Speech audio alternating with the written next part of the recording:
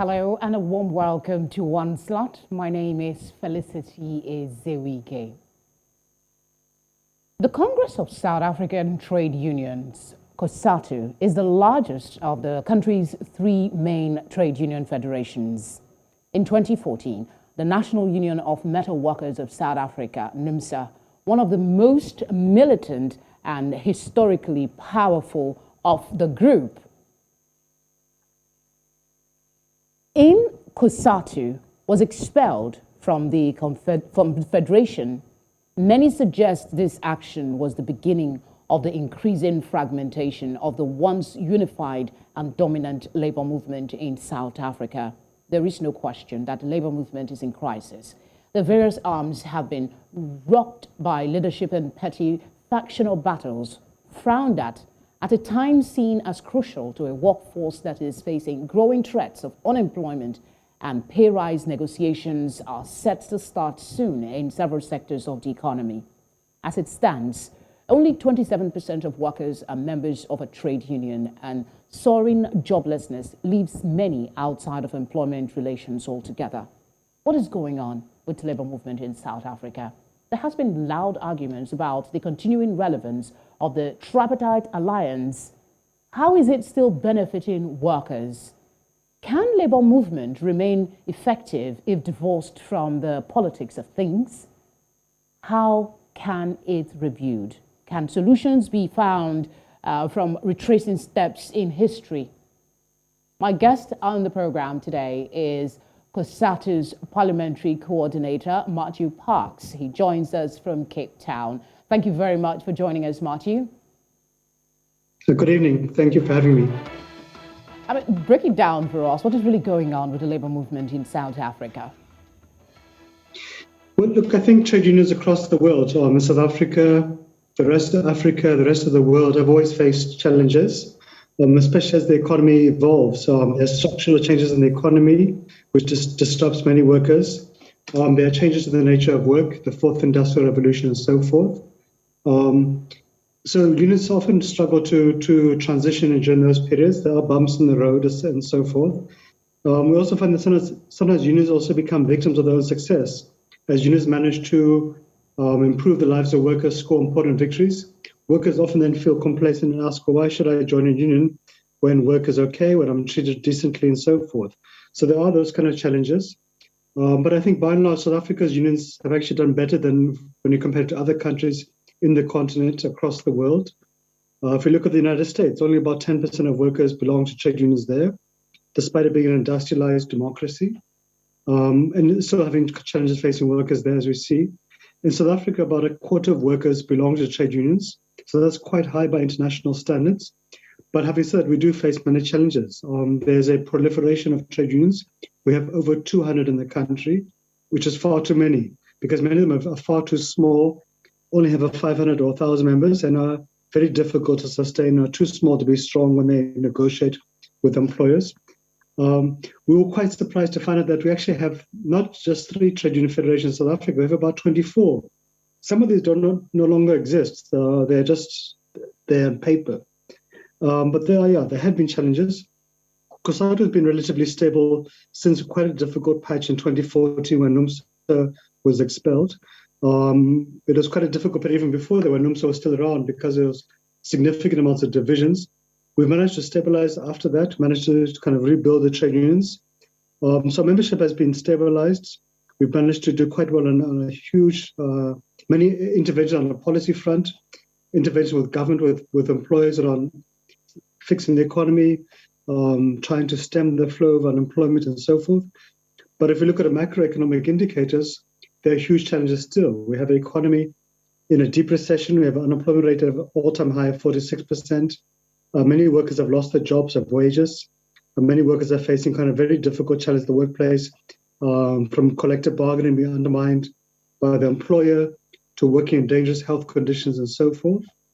But having said that, I think most of our COSATU unions have done well in this period. They managed to adapt in very difficult circumstances. Many have scored important victories, but there's still huge amounts of challenges. And of course, if we look at that, 3 out of 4 workers in South Africa doesn't belong to a trade union, it does show you that we have a huge amount of work on it. In some areas, it's just simply about going to recruit those workers. But also there are some parts of the economy which is very difficult to organize workers, like domestic workers who clean people's houses, farm workers who are geographically remote, and of course workers who work for temporary employment service providers and often are reluctant to join trade unions because they are afraid of annoying the employer, who might then view them as being a troublemaker, not want to hire them because they join a trade union. So there's a lot of challenges we have to constantly try to come to terms with and grapple them. Some of the things we'll try and see if we can cover some of the areas, what's being done to try and bring those people in. But you describe it as challenges. Some persons say it is, it's a process of being reborn. That's how they're describing the labor movement in South Africa. But there are those who say that the labor movement in South Africa is in crisis, considering some of the things you mentioned as well. There are factions, some are difficult to come in. Would you describe the situation as being in crisis? I would say all of those assessments would have elements of truth to them. The trade unions are not homogeneous. Some have done very well. If I look at our trade union, which organizes clothing and textile workers, a very difficult sector of the economy, which has really suffered many thousands of retrenchments over the years because of cheap subsidized Chinese imports. They've actually managed to stabilize, they've managed to grow their membership, but they've also managed to work very closely with government and with industry to stabilize the clothing industry as a whole and to see how can we create new jobs, how can we support local procurement and so forth. So in fact, in your screen, I see the flag of that trade union sector. So they've done quite well on that front, and they're constantly kind of seeing how they can improve. There are other trade unions which I can say also have done very badly, and for the reasons you mentioned, because of factionalism, fighting over positions, fighting over resources, and as a consequence, those unions have really struggled. We've had at times as COSATU to intervene in those unions to address the leadership fights, to get those unions to go to Congress, to elect new leadership, to rebuild the structures. At times when we've not been able to do that, the Department of Labor Registrar for Trade Unions has intervened because he is legally mandated by law to make sure all unions abide by their constitutional requirements of holding congresses, providing audited financial statements, abiding by the constitutional requirements for holding meetings of leadership, make sure all the structures are in good standing and so forth. So there is a challenge. We've also been able to find that, we went through a very rocky patch in 2014 because of political differences. But actually, after that period, we actually found that we've worked very closely as COSATU with other major federations in the country, FEDUSA and NACTU. We've actually worked closely with unions which historically have very different political ideologies from COSATU, like Solidarity, which is historically a white Afrikaner trade union. Because I think we've seen that on the ground, workers are facing challenges of unemployment, of an economy of recession, of lost wages, of the challenges. Matthew, let me interject. I wonder, for somebody that's just tuning in and doesn't really know a lot about how the labor movement is structured in South Africa, let's try and break it down. We know that there are three major federations, right, made up of unions. Can you just explain these three major unions or federations that you have in South Africa, and if possible, what their role is in the seeming chaos, that's what some people are describing it, of current situation, work situation in South Africa? Sure. Look, I wouldn't say it's chaos. The challenge is definitely, but I wouldn't describe it as chaos. So there's actually four major trade union federations. There's about 3 million workers in South Africa who belong to trade unions. About half of those, about 1.5 million, 1.6 million, belong to COSATU, which is the largest trade union federation in the country. So we have unions in each sector of the economy as COSATU. We have unions which organize police officers, unions who organize retail workers, clothing workers, farm workers, teachers, municipal workers, musicians, communication workers, and so forth. So basically one union for each sector of the economy. We've got about 17 unions, some large, some small.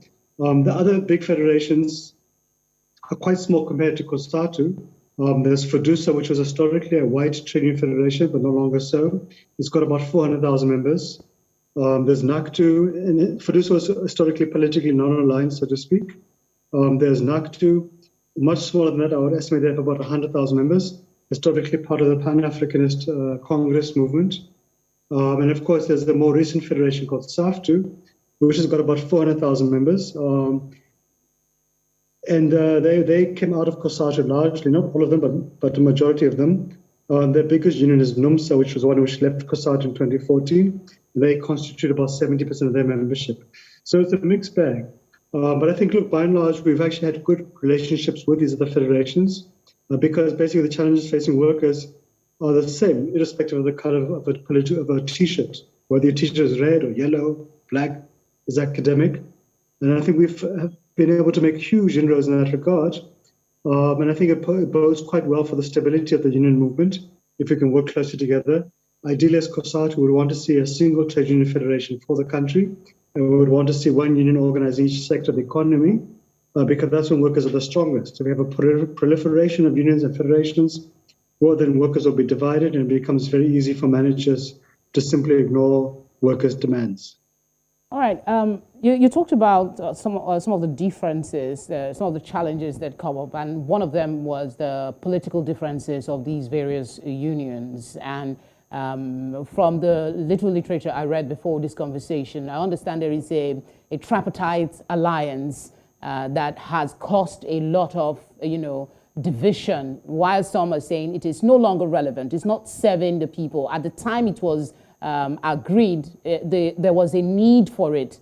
Now they don't seem to see a need for it. I want you to maybe explain to us what that tripartite alliance is and if it is still relevant today, because most of the political differences, a lot of persons say, stem from that alliance.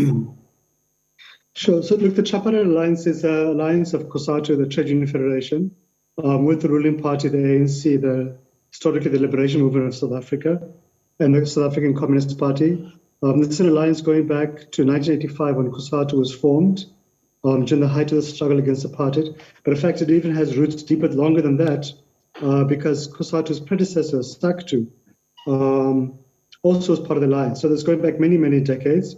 And without this alliance, it would have taken much longer for South Africa to achieve democracy. The founding principles of South Africa being a constitutional democracy, a belief in non-racialism, non-sexism, etc., having achieved a progressive constitution wouldn't have happened if we didn't have that alliance, if COSATU hadn't played a key role in the liberation struggle. And there had been many successes since 1994, besides the achievement of democracy in 1994. So progressive labor laws which allow for trade unions to exist, for workers to unionize, to go on strike, which provide for workers the right to work in a healthy and safe environment, for paid maternity leave, paid paternity leave, unemployment insurance, injury on duty insurance, many other progressive labor laws. Those were achieved because of the alliance, of COSATU's role in it. Of course, one can say that, the critics do say that, yes, okay, you achieved those things in 1994 and the honeymoon period afterwards, but how is it still relevant today?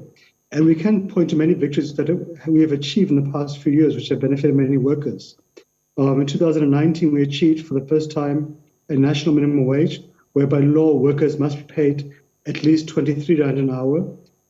This has benefited 6 million workers, especially farm and domestic, construction, retail workers, clothing workers, security guards. People were paid very little amounts of money. Just a decade ago, farm workers were being paid as little as 6 Rand an hour. They're now receiving 23 Rand an hour. There's many other benefits we've been able to see. During 2020, because of our relationship as COSATU with the government, our close relationship with ministers in government who come from COSATU, with the president who himself comes from COSATU, we're able to release 63 billion Rand, which is about $4 billion, from the Unemployment Insurance Fund to cover 5.5 million workers, basically half of the private sector workforce, to ensure they have salaries when they were sent home without pay because of the economic lockdown and so forth, so to help them to survive and buy food for their families. Because of our relationship, we've been able to negotiate an economic recovery plan for the economy, which looks at buy local campaigns, looks at fixing Eskom, our electricity utility, fixing our trains and so forth. So there are many positive things we can point to that. Because of this relationship, most of the ministers in cabinet in the economic cluster, from finance to mining and energy to trade industry to labor, come from COSATU. So it really gives us a say in many key decisions in government and the economy and so forth. Not that it achieves everything, there are huge challenges as well. But we can also say that without being arrogant, the other trading federations actually come to us, COSATU, and say, can you raise this or this issue with government? Because they know they will listen to us, even though it's not always an easy ride. It seems like there's a lot of benefit to that continuing relationship. So where is the tension coming from? There is question about, how effective can you be if you're pursuing policy and at the same time trying to talk about workers' welfare? It's the same government that you're trying to get to do things for you. Wouldn't it mean that at some point you bend to maybe please more the government than the people who should be your primary responsibility? Where is the tension coming from if it is so good? Tension is the nature of humanity, and I think democracies, including South Africa, are noisy.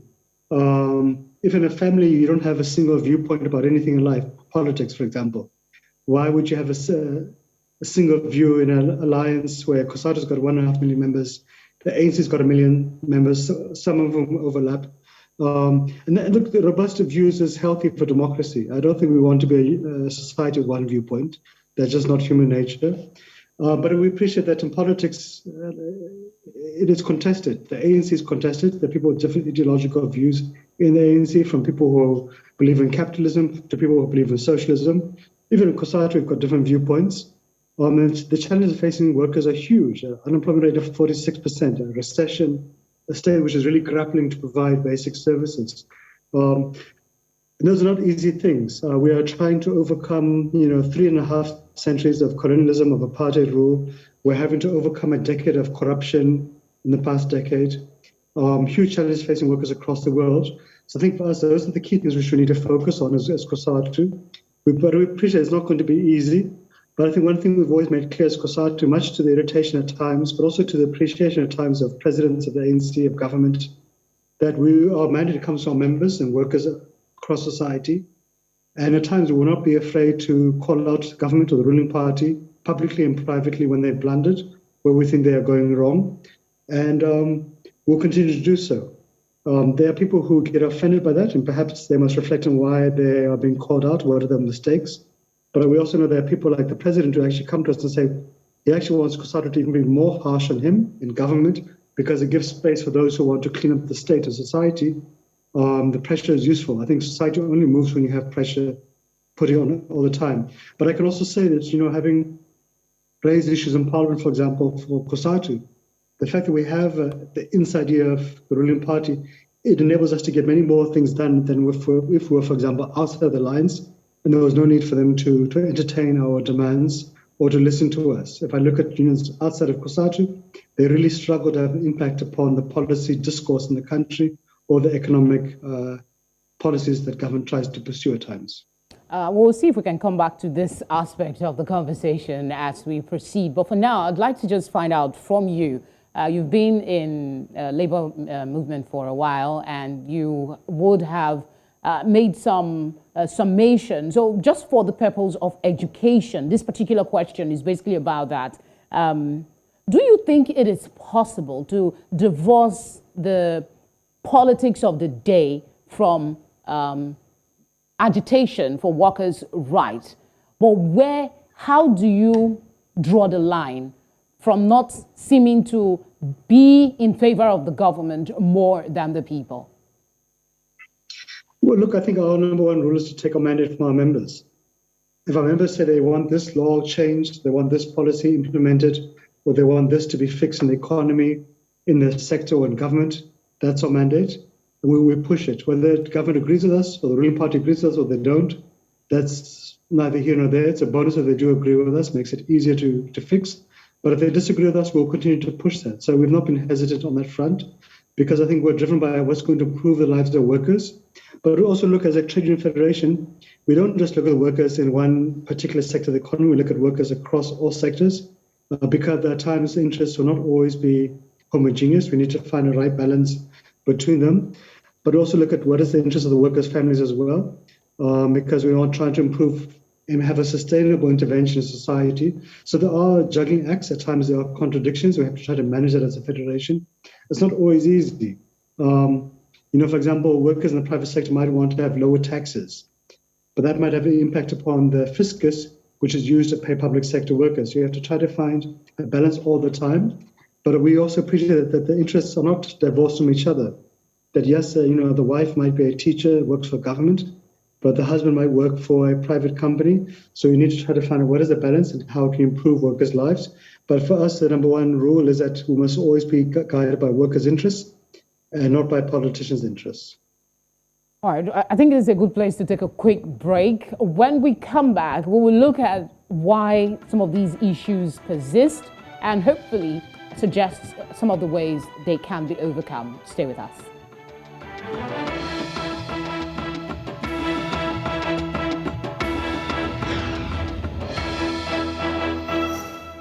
Thank you for staying with us. You're still watching One Slot on News Central. I have my guest with me, Matthew Pax. Thanks for staying with us. Before we went on that break, you said something about your focus, you being guided in the decisions you make by the constitution of the COSATU and the welfare of workers.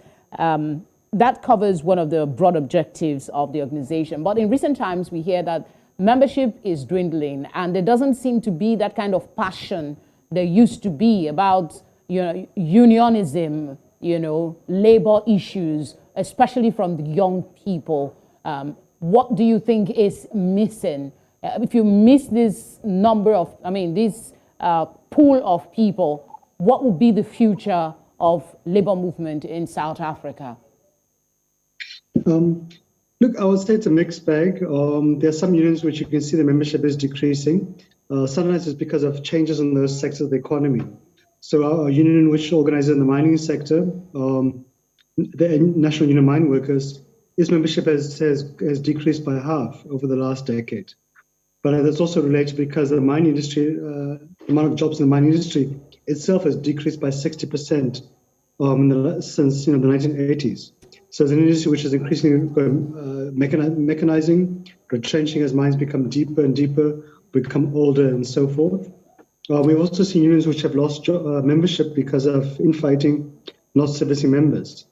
But there are unions which actually have grown significantly because they're the growth sectors of the economy, or because also some of those unions have done very well, and workers are attracted to unions which service them well, which take care of them, which offer benefits, and are seen to be doing a good job. So it's a mixed bag of fruit. And of course, internationally, we've seen as well, many countries, trade unions have struggled to maintain membership. We've actually managed to stabilize our membership.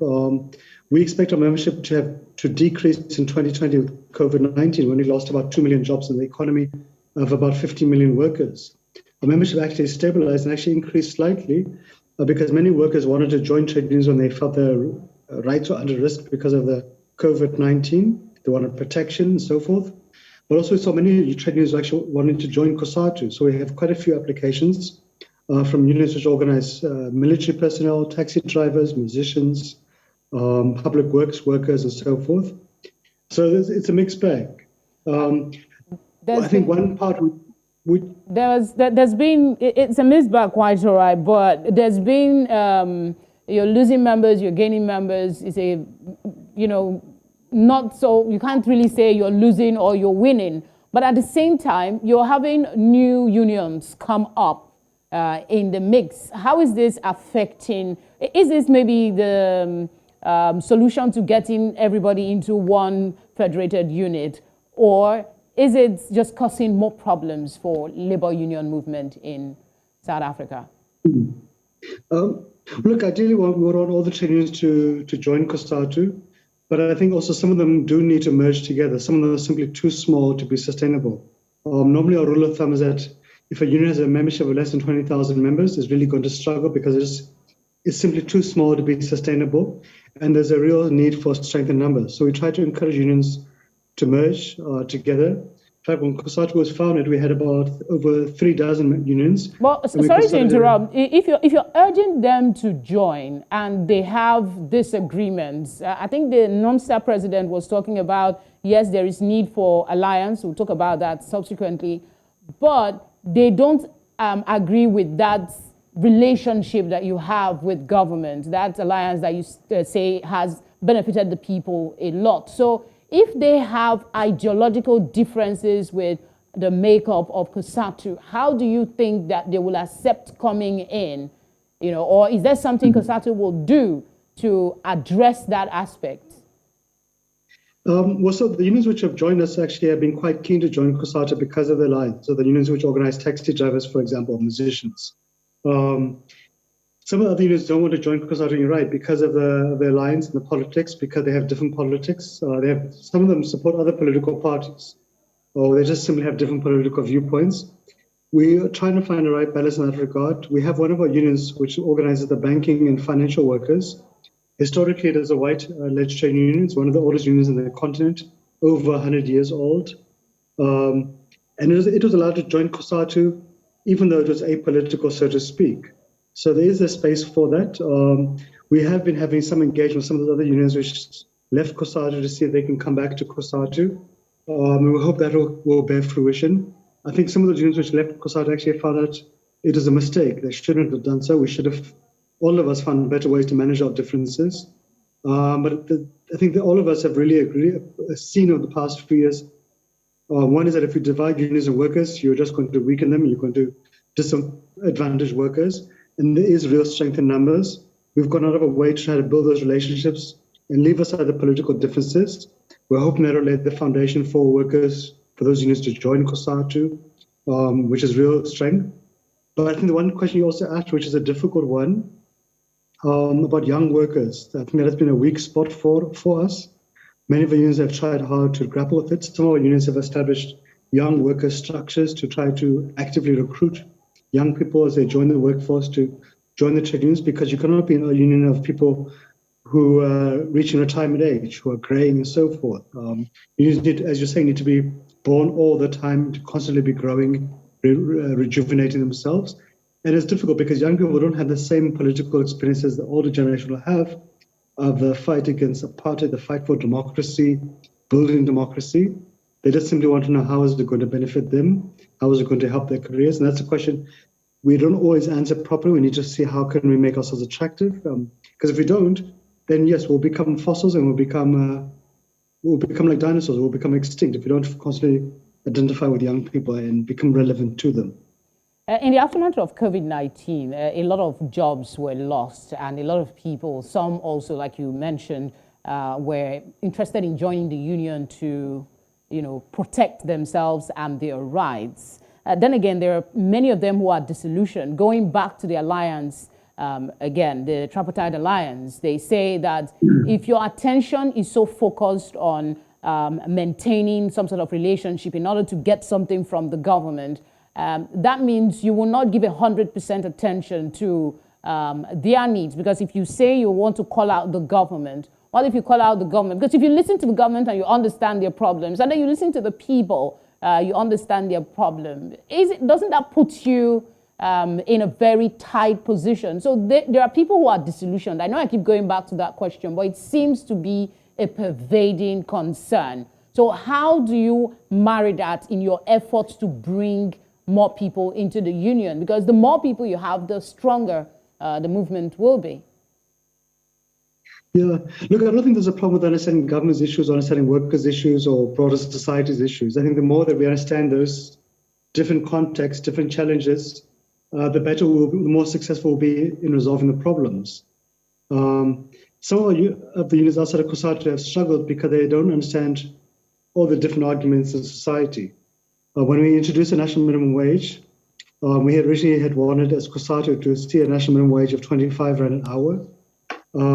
Some of our rivals then accused us of selling out and saying this is a slave wage, it's an apartheid wage, and so forth. They said we're selling out to the government, we're in bed with the president and so forth, and we were sellouts. Business, when it originally came to the negotiations, actually wanted a minimum wage of 10 Rand an hour. Government was sympathetic to the business argument. We managed to push it closer to our position. And since the time of the past 3 years, we actually managed to get the minimum wage very close to our original target of 25 Rand an hour. But it actually has also benefited the workers in those unions which opposed us, which criticized us and called us, the biggest sellouts since Judas. But I think for us, it's about what you want to achieve, what is pragmatic, what is possible to achieve. Because it's very fine to be ideologically very pure, not to make compromises. But unions, by their nature, make compromises, they negotiate. They're not revolutionary political parties. They do not seize government or power. They negotiate, compromise between what an employer wants, between what workers want, and find a practical solution. There are some trade unions in South Africa which have been very militant. They've been willing to shut down a company for 6 months. But we ask, what is the consequence to those workers? The consequence is that for those 6 months, those workers don't have any wages. It'll take them a decade to recover the lost wages they have sacrificed. We've also seen what happens afterwards, that those companies then agree to whatever demand the trade union wanted, and they go and retrench workers afterwards. So we try to be realistic and pragmatic, push the workers' progressive demands, improve their lives, but we also cannot afford to be reckless and engage in political suicide missions where actually will show disadvantage those very same workers. So it is a constant juggling act. It is a contradiction at times, because you don't want to be seen to be setting out workers' legitimate demands, but also you do not want to engage in political populism, which is going to actually hurt those very same workers. So there are contradictions, but as unions, you have to take the punches. But as long as you know what you're doing is correct and it's going to benefit members, the members are supporting you, you bring them with, then at the end of the day, you will be rewarded. You will achieve those objectives, and you will not have sacrificed members' interests at the same time. Yeah, I want to flip back to the proliferation of new unions that we talked about just moments ago, and flip the question in another way and ask, is it having any positive impact in labor movement in South Africa, these new unions that are coming up, not part of COSATU for sure, but they're also trying to fight for rights of workers. Has there been any positive from these unions? Sure. Look, there is positive. There's a positive aspect in that competition is good. Just like in the economy, competition between different companies which produce different goods helps to keep them on their toes, to improve the quality. The same applies to the trade union movement. If a union sees that there's a rival which can attract the very same members because it offers a better service, it defends workers better, it is better organized, that'll force that union to compete, to work hard to retain those membership. Because we don't want unions to be complacent. We don't want unions to take workers for granted and to lose touch with those workers, or to become arrogant and ignore those workers' views or feelings or demands. So competition is good. I think it would be dangerous not to have the competition. We've seen in other countries in the socialist bloc, for example, where there was no competition and unions became conveyor belts of the ruling party or government. And ultimately, workers abandoned those trade unions because they were not seen to be representing the workers' interests and concerns. But having said, I think also having 200 unions in the country isn't also good for workers, because those unions become very, very small. So, for example, the one trade union federation, SAFTU, which mostly left COSATU, it's got about 33 trade unions.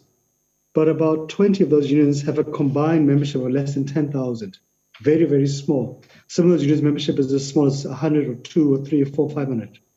Too small to have any power to negotiate in any workplace, let alone in any sector. Too small to compel employers in an industry or government to engage in collective bargaining. So I think for us, there's always been the principle of having the strength is in the numbers and seeing how can we bring unions together.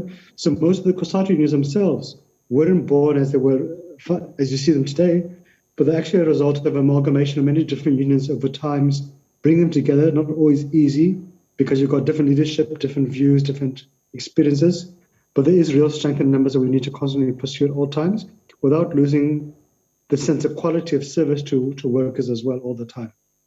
All right, let's just jump on to looking for a way positives that we can get from here. You talked about a lot of challenges, why some people call it a crisis.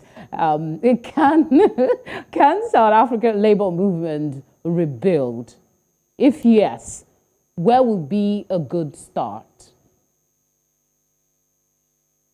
We can rebuild. We should rebuild. If we don't, then yes, we'll go the route of extinction, like other political parties, other trade unions, other formations of humanity have done over time.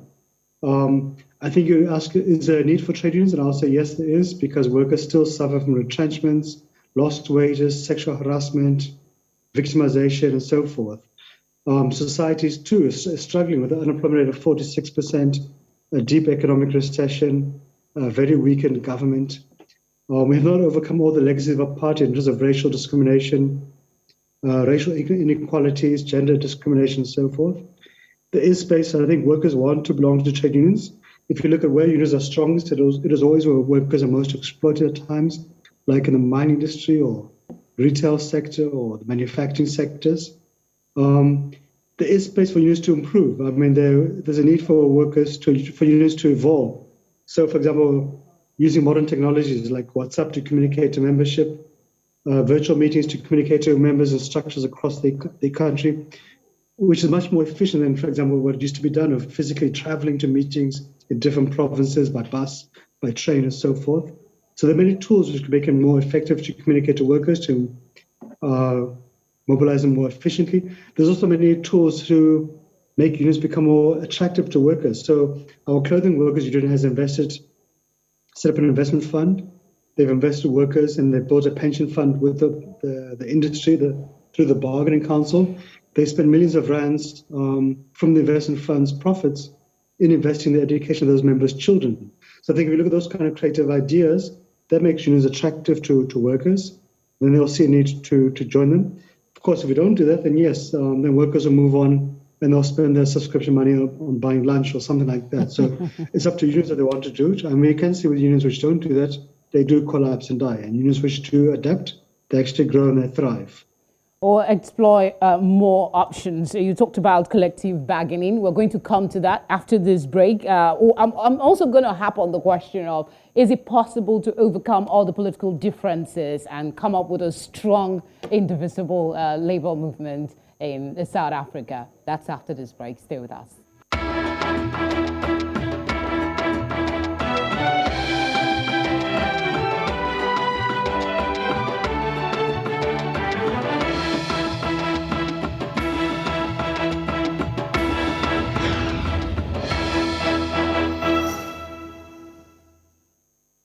Thank you for staying with us. Now, wage negotiations are up soon, and NUMSA president did talk about a greater cooperation between the Federation of Trade Unions and COSATU to defend what he called the collective bargaining. What's COSATU's reaction to that invitation? Is it maybe a good initial first step to reconciliation? No, I think we welcome those kind of comments and that we share them. We made similar comments ourselves as COSATU.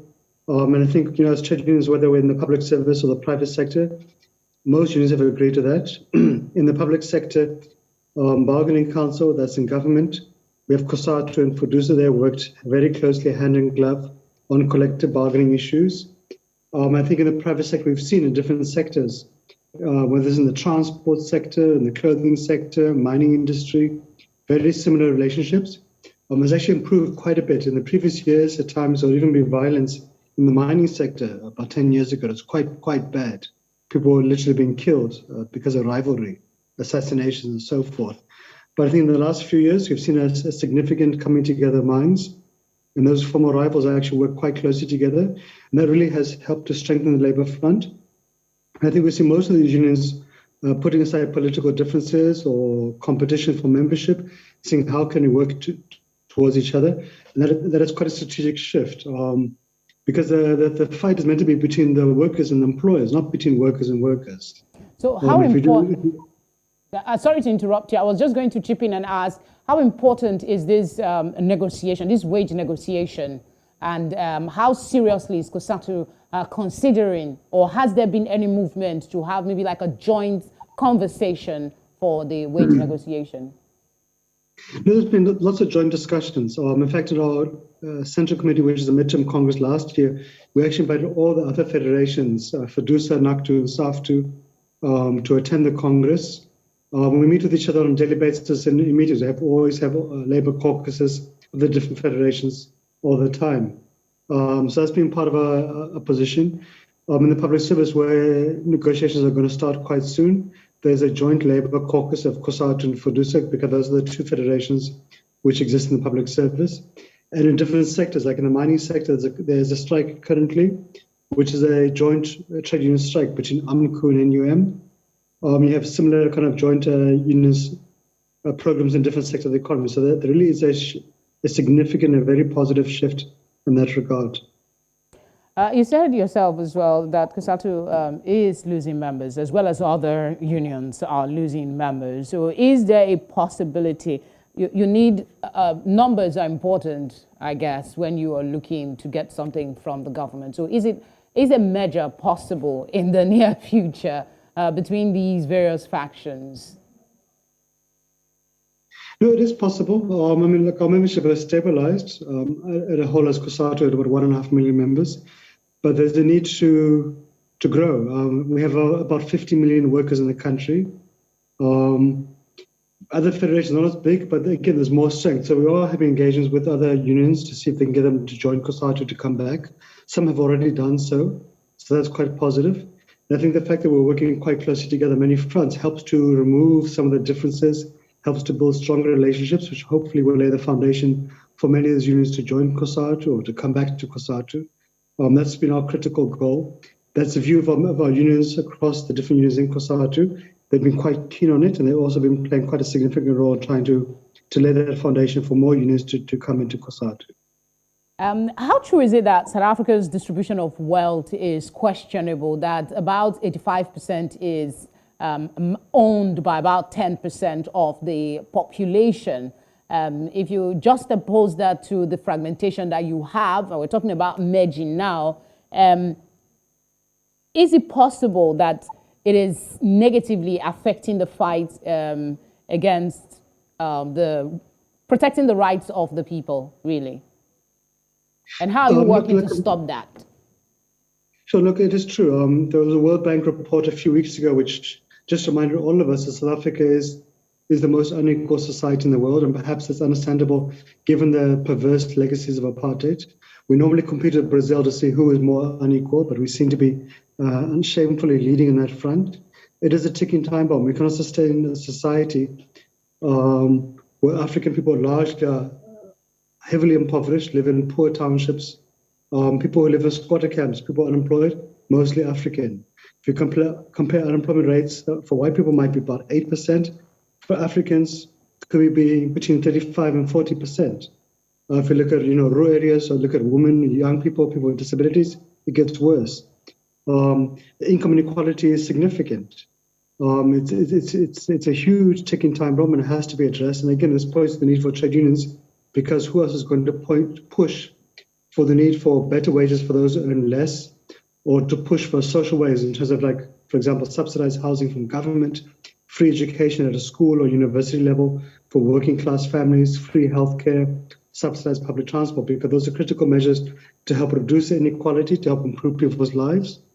But also we have to look at kind of other interventions, which is growing the economy, reducing unemployment, investing in education skills of workers too. So there's quite a few things we have to address. But I think the fact that we have such huge inequality and poverty levels amongst the worst in the world, it just points to the need for unions to exist to deal with those issues, because employers are not going to champion. That's not the mandate. The mandate is to create profit. Government on its own cannot do it. And so the only way to make sure it happens is for unions to exist, to be well organized, and to constantly push for those kind of interventions. So COSATU doesn't always only look at improving the salaries of a worker in whatever factory or sector, but also look at broader policies in society, be it transport or health or education, to also improve the lives of workers and their families across society. How optimistic are you about the future of labor movement in South Africa, and how would you woo more members? Maybe somebody that's watching and hesitant about becoming a part of any union, how would you encourage them to join? Look, I think there's a need for unions to exist. Unemployment rate at 46%, workers being dismissed quite easily, women workers suffering harassment at the workplace. The need to invest in the skills of workers as the fourth industrial revolution gathers momentum. They need to improve workers' wages, improve the laws, the economic policy of society to improve their lives. That points the need for trade unions to exist. Those are not new challenges. Those challenges have been around, going back centuries. Those challenges are going to remain going forward. The challenges might evolve and change, but they'll continue to be there. So that's why there's a need for trade unions. I think we'll be making a huge mistake not to continuously invest in trade unions to help them to grow and become stronger, more agile, and more responsive to the challenges of society. And this will benefit workers and their families, but it also benefits society at large. The trade unions in South Africa played a significant role in exposing corruption, helping to remove a previous president who was the center of all these corruption scandals in South Africa. So it benefits society at large, yes, that one. I think, but of course, unions cannot. Yeah, I guess. I mean, there is indeed benefits to being members of any sort of union because your interests also matter. Thank you very much, Matthew Parks, for speaking with us on One Slot today. Cool. Thank you very much. All right, he is the COSATU's Parliamentary Coordinator in South Africa. Well, while the challenges of the labor movement in South Africa seems huge, it is not insurmountable. Neither does it take away from the fact that membership in unions remain important for the inherent power in the collective organization of working people who represent and campaign for better working conditions and treatment, not only from their employers, but the implementation of labor and employment laws from their government. Thank you very much for watching. I'll see you next time.